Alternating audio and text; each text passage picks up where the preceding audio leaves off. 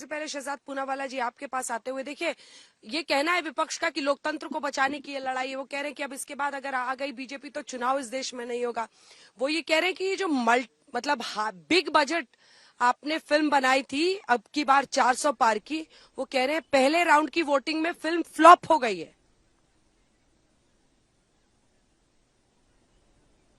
अंजना जी, आज जो पूरी बातें संविधान बचाओ के नाम पर रांची में शुरू हुई, वो सिर बचाओ पर आ गई।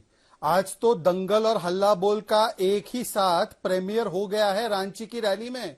वहां पर चेयर, कुर्सी, मेज, टेबल, लकड़ी, लाठी जो हाथ में मिला, एक दूसरे के सर तोड़ने में और एक दूसरे के कपड़े फाड़ने में आपने देखा कि नहीं देखा अंजना जी? कैसे एक दूसरे को लथाड़ लथाड़ कर मार रहे थे। वो स्लोगन भी जो है ना, हाथ बदलेंगे हालात, अब तो लोग कह रहे हैं लात बदल रहे हैं हालात। मतलब लात घूसे क्या क्या नहीं चला है।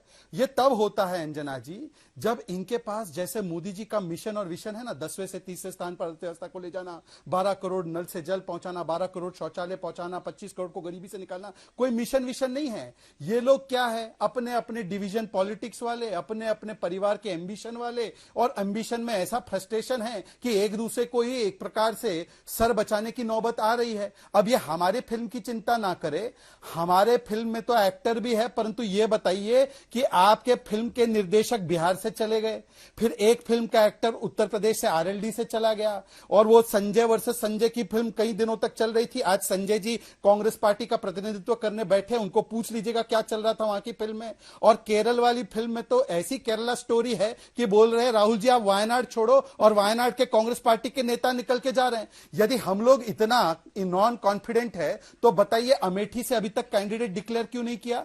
अच्छा बाकी सब छोड़िए, अभी इनका एक नया नारा आया है अंजना जी, ये कह रहे हैं नॉर्थ में हाफ, साउथ में साफ, और ये है बीजेपी का ग्राफ। मैंने इसको थोड़ा चेंज किया है, सुप्रिया जी जो है आज डिबेट में नहीं आई है तो मैंने उनके लिए चेंज किया है।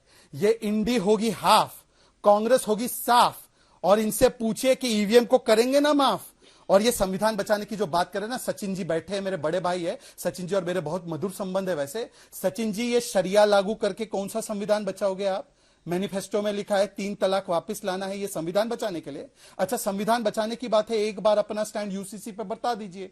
यूसीसी को तो संविधान में हमारे पूर्वजों ने डाला, कांग्रेस के जो बड़े आपके पूर्वज है उन्होंने डाला, गोवा में आप ही ने लागू करवाया। और 370 जो हटा दिया गया, अंबेडकर जी जैसे चाहते थे, अब वो 370 वापस लाना है आपको। तो बता दीजिए कि आप संविधान के साथ है, आप अंबेडकर जी के साथ है, या आप 370 वापस लाएंगे या यूसीसी को हटाएंगे? ये आपका मैनिफेस्टो है, तो बता दीजिए आप शरिया के साथ या संविधान के साथ? ठीक है सचिन जी जवाब दीजिए। और जो कार्यकर्ताओं में आपस में रैली में जो भिड़ी उसकी तस्वीरें भी हम दिखा रहे हैं। क्या ये जो एकता का आप लोग बिगुल फूंक रहे थे वो कोलैप्स होता हुआ दिख रहा है? अभी तो एक ही राउंड वोटिंग हुई है। देखिए पहले राउंड में जिस तरह से तेजस्वी जी ने कहा कि ये 400 पार फिल्म फ्लॉप हो चुकी है, इसका कारण भी है कि लोग अभी पूरी तरह से जान चुके हैं मोदी जी क्या है। उनकी रैलियों में जाइए, आज की परिस्थिति ऐसी है कि महाराष्ट्र में भी चौथी बार आ चुके हैं, अभी 5वीं बार 6ठे बार हर एक कॉन्स्टिट्यूंसी में जाने की कोशिश कर रहे हैं। मतलब गडकरी जी हो या वो मुनगंटीवार जी हो, जितने भी उनके दिग्गज नेता हैं, उनके लिए भी मोदी जी को प्रचार करने के लिए जाना पड़ रहा है।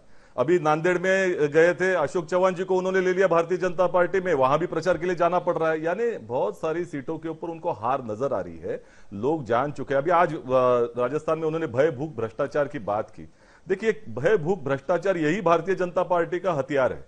इसका कारण है कि देश भर में भय फैलाने का काम ईडी सीबीआई के माध्यम से हो, या ट्रोलिंग आर्मी के वजह से हो, या जिस तरह से मॉब लिंचिंग की बातें हो, या जो हिंसा को प्रवृत्त करने की बातें हो, भारतीय जनता पार्टी करती है।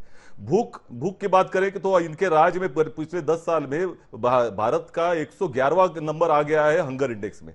तो पूरे देश भर में भूख है, और इसीलिए कहते हैं कि 80 करोड़ जनता को अपने हम लोग अन्न दे रहे हैं। तो ये देने की नौबत आ रही है क्योंकि जरूरत पड़ रही है लोगों को। अब भ्रष्टाचार, इलेक्ट्रो बॉन्ड जैसा भ्रष्टाचार विश्व का सबसे बड़ा भ्रष्टाचार है कि जो सरकार प्रवृत्त है, सरकार खुद कर रही है, चंदा दो, धंधा लो, या वसूली रैकेट, सबसे बड़ा एक्सटॉर्शन रैकेट खुद सरकार चला रही है। ये तो सामने उजागर हो चुका है। तो आज की परिस्थिति में भारतीय जनता पार्टी ये पूरी तरह से लोगों को दिखाने की कोशिश करे हमने क्या किया 10 साल में, तो 10 साल में ये पूरी तरह से फेल हो चुकी है, ये लोगों के सामने है। और इसी वजह से जब वो बात करते हैं गारंटी की, तो लोग बोलते हैं 15 लाख रुपए कहां गए, 2 करोड़ रोजगार कहां गए, किसानों की दुगनी की आय क्या हुआ। 2022 का उन्होंने समय दिया था, 100 स्मार्ट सिटी कहां गए, 2022 में हर एक को घर मिलने वाला था।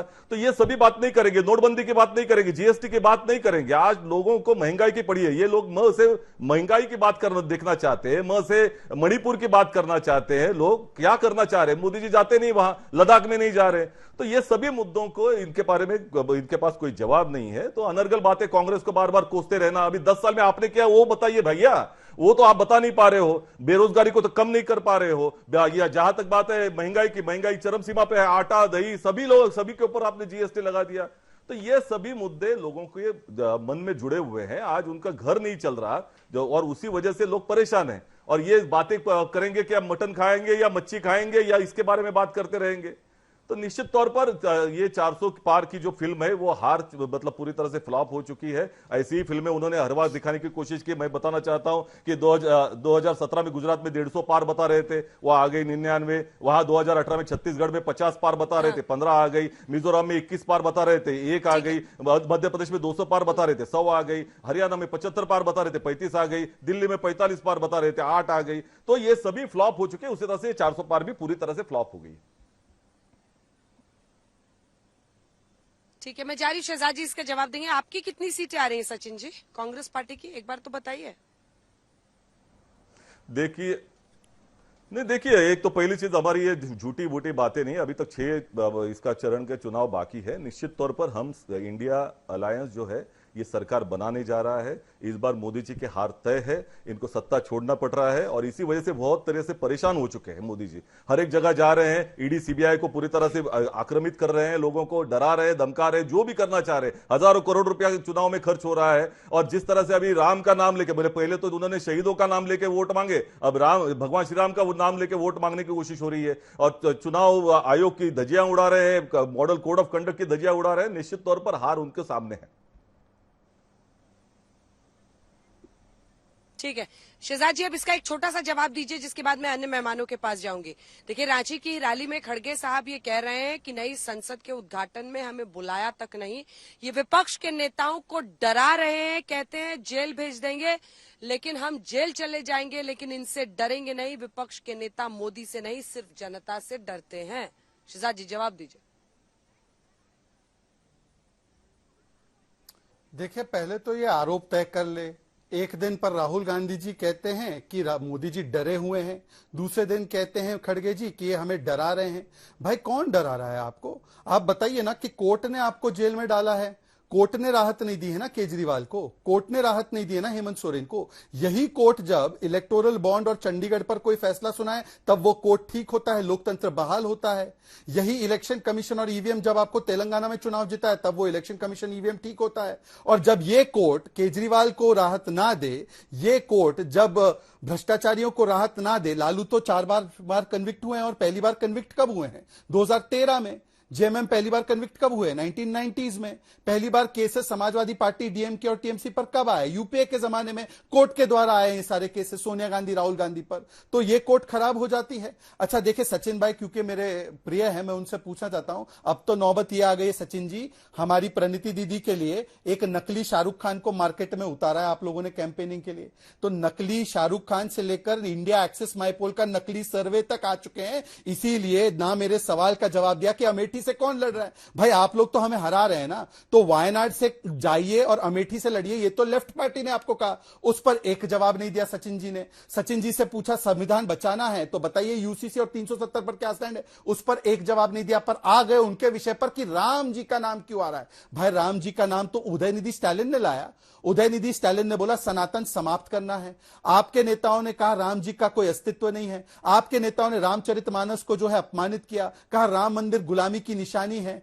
और आप ही के साथी प्रवक्ता जो इस शो पर आते थे, गौरव वल्लभ से लेकर रोहन गुप्ता ने बताया है कि कैसे सनातन और हिंदू का अपमान करना है। और जहां तक बेरोजगारी और बाकी मुद्दों का सवाल है, महंगाई पर बोल देता हूं, 10% इन्फ्लेशन होता था यूपीए के जमाने में, आज 2 वैश्विक चुनौतियों के बाद 5.5% से कम इन्फ्लेशन दर है। और अगर इन्फ्लेशन का विषय है तो अभी राज्य के चुनाव हुए, हिमाचल राजस्थान में आप साफ हो गए, आप छत्तीसगढ़ में साफ हो गए, और मध्य प्रदेश में हमारी सरकार रिपीट कर गई, क्योंकि वहां पर बेरोजगारी और महंगाई दोनों पर काम हुआ। और आपने हिमाचल में 6 रुपए डीजल के बढ़ा दिए, आपने कितनी महिलाओं को 1500 रुपए दिए, आपने वहां पर बिजली का दाम क्यों बढ़ा दिया, आपने वहां पर 1 लाख सरकारी नौकरी का वादा किया था, वो क्यों नहीं दिया? इस पर कोई जवाब नहीं देना है, केवल कभी सेकंड राउंड में म से शहजाद जी रुक मीठे जाइए, के बारे अब आप में, रुक जाइए, आप रुक जाइए म से सेकंड कभी राउंड। मोदी को ठीक है, गाली सेकंड देना। राउंड में, सेकंड राउंड में एक बार गुप्ता जी को दिखाइए, आम नहीं, आदमी मैं- पार्टी देखिए, के पहले सभी तो हमारे ये कि साथ भारतीय प्रवक्ता जुड़े जनता हुए हैं। पार्टी देखिए, विपक्ष के तमाम नेता पहुंचे हैं। ठीक है सचिन जी, एक जवाब दे लीजिए, क्योंकि आपके नेता पर डायरेक्ट अटैक है। एक छोटा सा जवाब दे लीजिए, फिर आम आदमी पार्टी के प्रवक्ता के पास जाओ। देखिए, पहली तो ये छोटा सा झूठी जवाब अनर्गल बातें करना जो इस पूरे देश, देखिए मोदी जी और झूठ, भारतीय जनता पार्टी और झूठ, ये मेरे ख्याल से सिनोनिम्स है, ये समानार्थी शब्द है। इसलिए बार बार झूठ फैलाया जाता है, उनके जो प्रोपेगेंडा मशीनरी से झूठ फैलाया जाता है, जिसके बारे में मैनिफेस्टो में कोई जिक्र नहीं, वो मैनिफेस्टो में लाया जाता है। तो इनकी झूठी बातों का जवाब देने से अच्छा है कि जहां तक पब्लिक की बातें, लोग जो जानना चाहते हैं, जिसके ऊपर चुनाव होना चाहिए, ये मछली और इसके बारे में हम जवाब नहीं देंगे। हम देंगे तो पहली बात करेंगे बेरोजगारी की, हम बात करेंगे महंगाई की, लोगों के जो प्रश्न है उसके बारे में बात करेंगे। मोदी जी जाएंगे राजस्थान कश्मीर घुमाएंगे, मोदी जी जाएंगे केरला घुमाएंगे, अनर्गल बातें करते रहेंगे और हम उसका जवाब देते नहीं रहेंगे।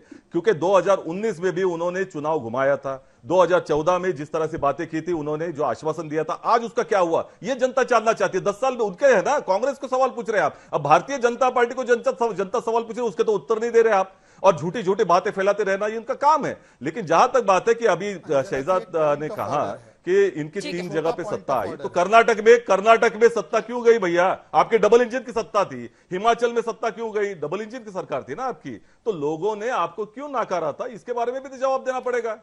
सिर्फ हमें क्यों लाया, इसके बारे में बात करोगे, ऐसा नहीं होता। प्रश्न ये है कि आज की परिस्थितियों में लोकसभा में जो मोदी जी ने जुमले आम आदमी दिए पार्टी थे, के उनके प्रतिनिधि थोड़ा जवाब सा चाहिए। शहजाद जी इंतजार कीजिए, बाकी 2 मेहमान भी मेरे साथ जुड़े हुए हैं।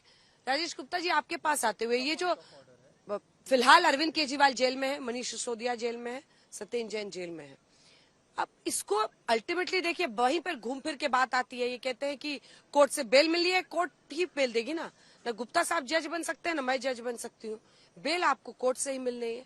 अब ऐसे में अगर कोर्ट से बेल नहीं मिल रही है तो, और ये कहना कि विपक्ष के नेताओं को जेल में डाला जा रहा है, अरे अगर गलत नहीं, संजय सिंह को बेल मिली, इन नेताओं को भी मिल सकती है, मनीष सिसोदिया साहब को अभी तक नहीं मिली है।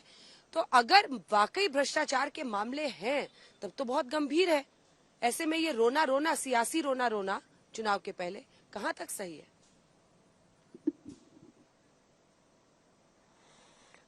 देखिए अंजना जी, कोर्ट में खासतौर के हमारे देश में जो व्यवस्था है उसमें कभी कभी थोड़ा सा समय लग जाता है।